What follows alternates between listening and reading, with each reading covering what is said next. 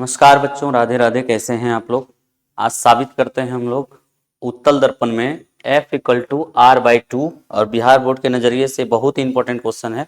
ध्यान से देखिए इसमें क्या क्या है, कैसे साबित करेंगे। ठीक है, देखिए सबसे पहले बोला उत्तल दर्पण में इसको साबित करना है। सबसे पहले आप उत्तल दर्पण बना लीजिएगा। उत्तल दर्पण बनाने के बाद ये देखिए, ये इसका मुख्य अक्ष है दर्पण का, ये ध्रुव, ये देखिए जैसे इसका एक आपतित किरण, ठीक है, मान लेते हैं कि A है और यहाँ पर मान लीजिए कुछ ये MN जो है ये उत्तल दर्पण मान लीजिए, ठीक है। और यहाँ का जो बिंदु है इसका नाम B रख दीजिए, इसका नॉर्मल है, ये अभिलंब है तो N लिख दीजिए, और ये रिफ्लेक्टिव रे है, मतलब परावर्तित किरण है, तो इसके लिए कुछ ABCD रख दीजिए। ठीक है, अब देखिए 1 मिनट, जैसे ही दर्पण पर ये पड़ेगी आपतित किरण, दर्पण पर जैसे पड़ेगी तो दर्पण जब है तो परावर्तन होगा।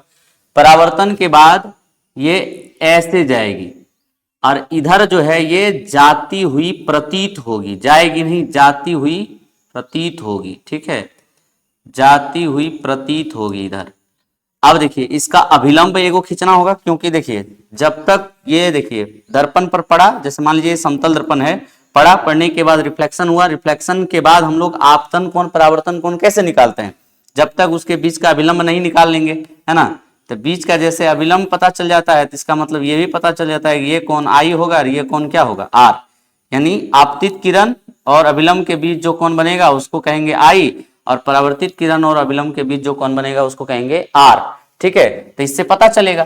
तो इसलिए नॉर्मल जब भी खींचेंगे तो ये कहां से गुजरे, जाती हुई प्रतीत होगी तो वक्रता केंद्र से। ठीक है, ये कहां से, फोकस से। ठीक है, वक्रता केंद्र, ये फोकस। ठीक, अब देखिए आपको ये पता चल जाएगा कि क्या है कि ये कोण I है और ये कोण क्या है, R है।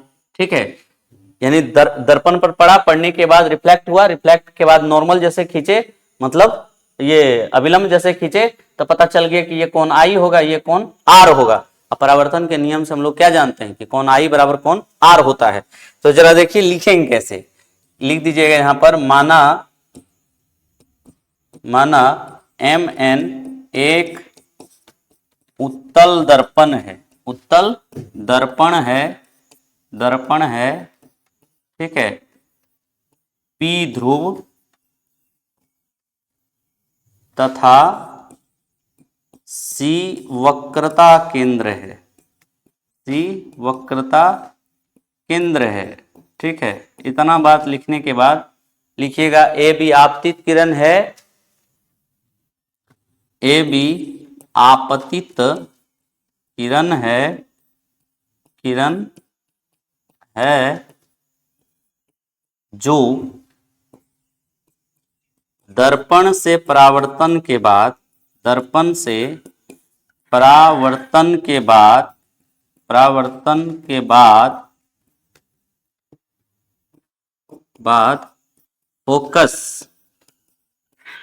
फोकस F ब्रैकेट में लिख दीजिए, फोकस F से जाती प्रतीत हो रही है, जाती हुई भी लिख सकते हैं, जाती प्रतीत हो रही है। ठीक है, परावर्तन के बाद फोकस से जाती हुई प्रतीत हो रही है। ठीक है, फोकस से जाती हुई प्रतीत हो रही है। अब देखिए परावर्तन के नियम से हम लोग क्या जानते हैं, परावर्तन के नियम से एक चीज और लिख सकते हैं कि CB जो है ये अभिलंब है, CB क्या है, अभिलंब है। ठीक है, ये भी लिख सकते हैं। ठीक, यानी ये देखिए BC जो डाला है इस पर अभिलंब, यानी पूरा जो N से लेकर के यहाँ तक डाला गया है इसको नॉर्मल ही कहते हैं, लेकिन ये BC जो है पूरा अभिलंब है। अब यहाँ पर देखिए परावर्तन के नियम से हम लोग क्या जानते हैं, परावर्तन के नियम से जानते हैं कि कोण I जो है बराबर होता है हमेशा कोण R के, आपतन कोण बराबर होते हैं परावर्तन कोण के। अब जरा देखिए कोण I कहाँ है, देखिए इसका नाम कैसे लिखेंगे, NBA। देखिए ये वाला कोण NBA जो कोण होता है उसको बीच में लिखते हैं, तो एंगल हो जाएगा NBA, और इधर देखिए एंगल, एंगल हो जाएगा डी बी एन, ठीक है, एंगल हो जाएगा D B N, equation first बोल दीजिए इसको, ठीक है। अब देखिए ये जब लाइन खींचे हैं, ये लाइन पीसी के समांतर है, क्योंकि लिख देंगे यहां पर, चूंकि ए बी जो है ये समांतर है किसके, पीसी। और जब दो समांतर रेखा हो और तीसरी रेखा उसको ऐसे काटे, तो देखिए ये वाला कोण आई, और यहां देखिए ये वाला कोण, एगो इधर वाला ऊपर वाला, एगो नीचे वाला, ये देखिए, तो यानी कि ये दोनों क्या कहलाएगा, संगत कोण, क्या कहलाएगा, ये दोनों संगत कोण। अब देखिए ये देखिए कोण आर, और इधर वाला ये कोण देखिएगा, ये एक दूसरे के आमने सामने है, इसको सम्मुख कोण बोलेंगे, ठीक है। तो यानी कि देखिए ये भी आर कहला जाएगा, ये भी क्या कहला जाएगा, आर, और ये वाला आई, ये वाला यहां आ जाएगा संगत कोण होकर के, ठीक है, आई, ठीक है, आर तो यहां आ गया, आई वहां चल गया। अब यहां देखिए इसको लिखेंगे कैसे, कि ये जो है सम्मुख कोण है, और ये क्या है, संगत कोण। तो सम्मुख कोण कौन हुआ, देखिए डी बी एन किसके बराबर हुआ, अब देखिए सी बी एफ, ठीक है। अब देखिए लिखेंगे यहां पर एंगल डी बी एन बराबर हुआ एंगल सी बी एफ, ये कौन कौन हुआ बच्चा, तो लिख दीजिए यहां पर सम्मुख कोण, कौन कौन, सम्मुख कोण, सम्मुख कोण, ठीक है, सम्मुख। अब यहां देखिए ये इक्वेशन नंबर सेकेंड बोल दीजिए इसको। फिर से देखिए ये वाला, ये जो एंगल है इसके बराबर होगा, ये कहलाएगा संगत कोण, ठीक है। तो एंगल क्या नाम है उसका, देखिए एंगल एन बी ए बराबर होगा एंगल, देखिए इधर बी सी एफ, ये बोला देखिए बी सी एफ, ठीक है, तो एंगल बी सी एफ के इक्वल होगा, इक्वेशन नंबर थर्ड बोल दीजिए इसको। अब देखिए इक्वेशन फर्स्ट और थर्ड को जरा देखिए, तो लिखेंगे यहां पर क्या, समीकरण फर्स्ट एवं 3 से, ठीक है, फर्स्ट एवं थर्ड से क्या देखने के बाद पता चल रहा है कि दोनों का LHS बराबर है, जरा देखिए यहां LHS बराबर है, ये देखिए ये और ये देखिए LHS बराबर है। LHS जब बराबर है तो इसका RHS आपस में बराबर हो जाएगा, यानी DBN किसके बराबर हो जाएगा, BCF के, इसलिए DBN जो है एंगल DBN बराबर हो जाएगा एंगल BCF के, ठीक है। अब एंगल BCF देखिए के बराबर हुआ।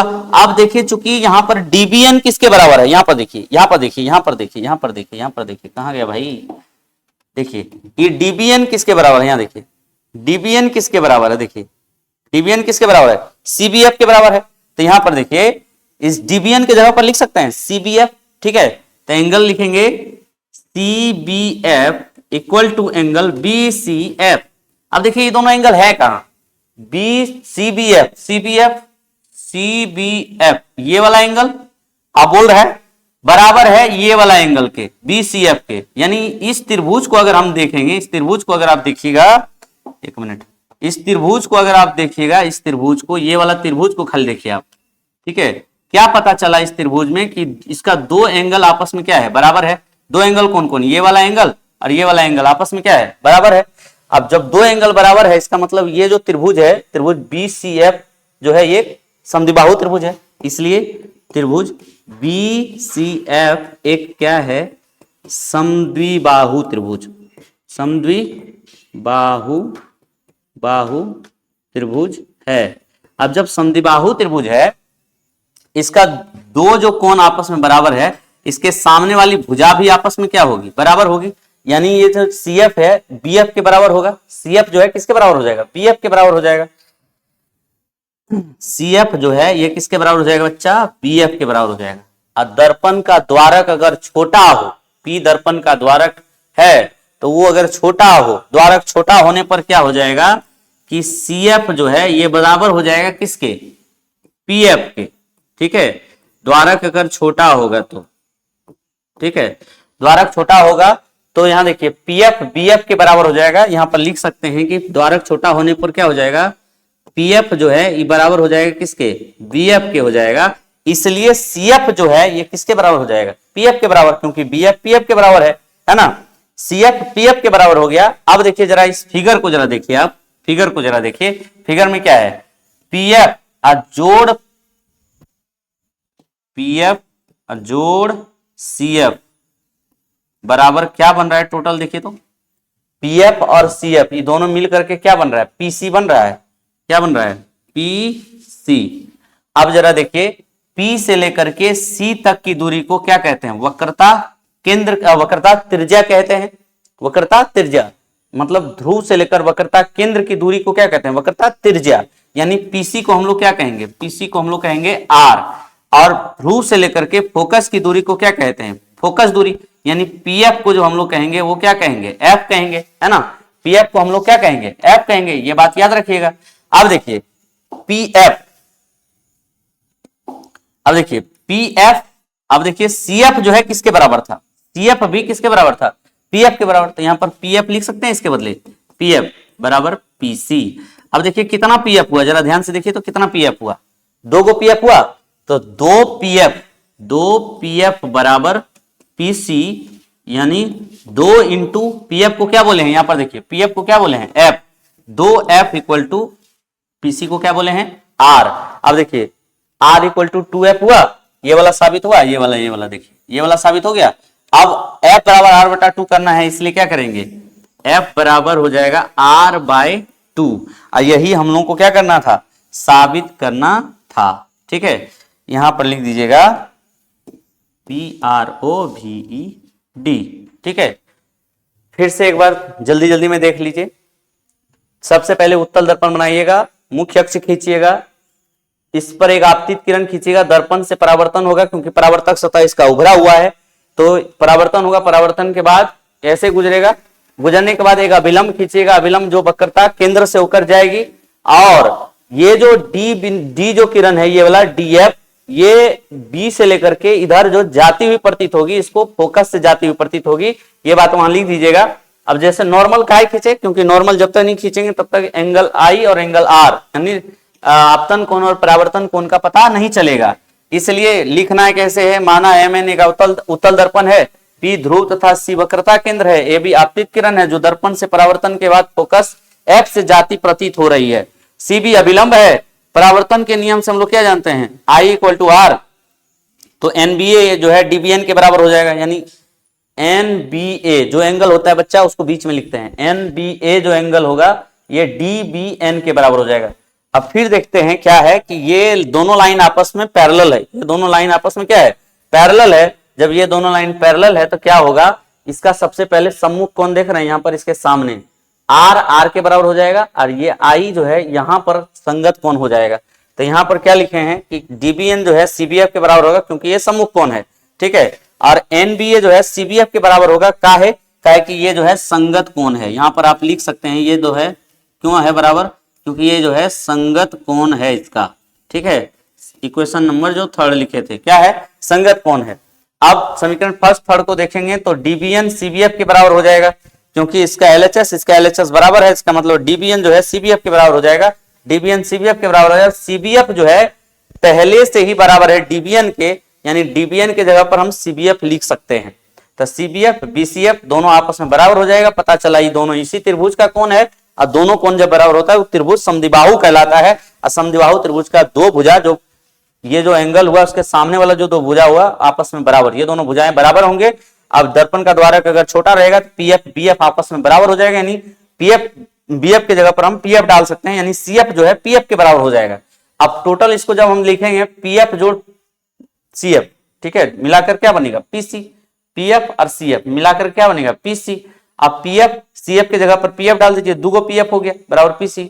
2 PF को क्या बोले हैं F, PF को क्या बोले हैं F, और PC को क्या बोले हैं R। F बराबर R बटा 2। कंप्लीटेड।